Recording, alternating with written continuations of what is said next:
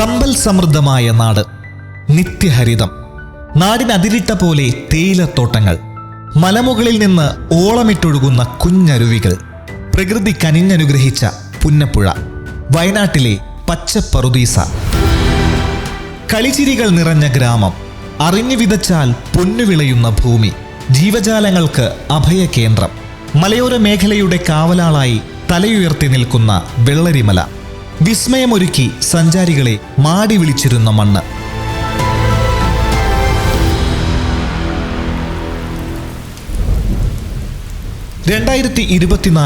July 29.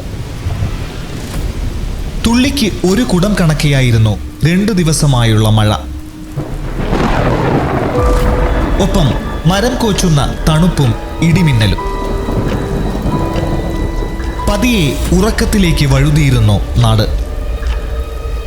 രാത്രി 12 മണിയോടടുക്കുന്നു. വനറാണി എസ്റ്റേറ്റിനോട് ചേർന്ന വനമേഖലയിൽ ആദ്യ ഉരുൾപൊട്ടൽ.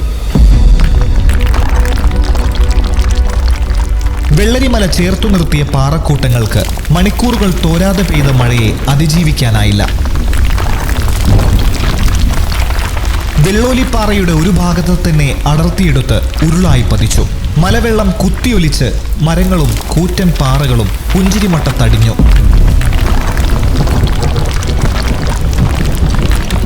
പൊട്ടാനിരിക്കുന്ന ഒരു വലിയ അണക്കെട്ടിന് സമാനമായി മണിക്കൂറുകൾക്കുള്ളിൽ പുഞ്ചിരിമട്ടം. തങ്ങി നിന്ന പാറക്കെട്ടുകളും മരങ്ങളും വലിയ ശബ്ദത്തോടെ പൊട്ടി. ആ ഗ്രാമത്തിലാകെ കൂട്ട നിലവിളി ഉയർന്നു. ഇരുട്ടത്ത് എന്തു സംഭവിച്ചുവെന്ന് പോലും ആർക്കും മനസ്സിലായില്ല. ദുരന്തം അവസാനിച്ചിരുന്നില്ല. സീതമ്മക്കുണ്ടെന്ന മുണ്ടക്കൈയിലെ ചെറിയ വെള്ളച്ചാട്ടത്തിലേക്കാണ് ഉരുൾ അവശിഷ്ടം വന്നടിഞ്ഞത്. പുലർച്ചെ 4:10 വീണ്ടും പൊട്ടൽ.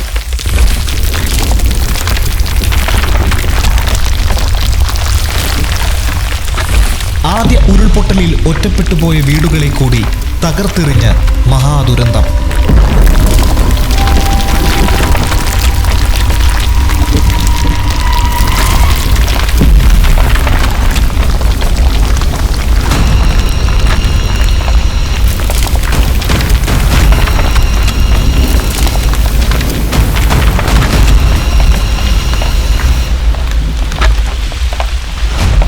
വെളിച്ചം വീണപ്പോൾ കണ്ട കാഴ്ചയിൽ എല്ലാവരും നടുങ്ങി.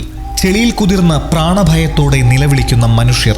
വിണ്ടുകീറിയും ഇടിഞ്ഞു വീണും അവശേഷിച്ച വീടുകളുടെയും കെട്ടിടങ്ങളുടെയും അസ്ഥികൂടങ്ങൾ. വെള്ളാർമല സ്കൂളിലെ ചെളിയടിഞ്ഞ ക്ലാസ് മുറികളിലെ ബ്ലാക്ക് ബോർഡിൽ ഇനിയും മായാത്ത ചോക്കെഴുത്തുകൾ. ജുമാ മസ്ജിദിനു മുന്നിലേക്ക് ഇരച്ചെത്തിയ കൂറ്റൻ കല്ല്. ചൂരൽമല ശിവക്ഷേത്രത്തിനരികിൽ വെള്ളത്താൽ മുറിവേറ്റ പാടുകളുമായി കൂറ്റൻ ആൽമരം.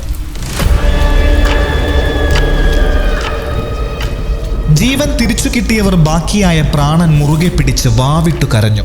ചിലർ പ്രിയപ്പെട്ടവരുടെ ജീവനു വേണ്ടി അലമുറയിട്ടു. ഒപ്പം കളിച്ചു വളർന്നവരെ, ജോലി ചെയ്യുന്നവരെ, വർഷങ്ങളായി പരിചയമുള്ളവരെ മുൾപ്പടർപ്പിൽ നിന്നും കല്ലിനടിയിൽ നിന്നും പെറുക്കിയെടുത്തു. മനസ്സ് മരവിക്കുന്ന കാഴ്ചയായിരുന്നു എങ്ങും.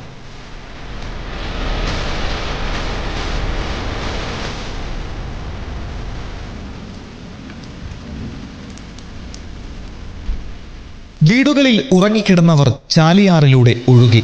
ചിലരുടെ മൃതദേഹാവശിഷ്ടങ്ങൾ ഉരുളൊഴുകിയ വഴിയിലെ മരത്തിലും പൊന്തക്കാട്ടിലും കിടന്നു.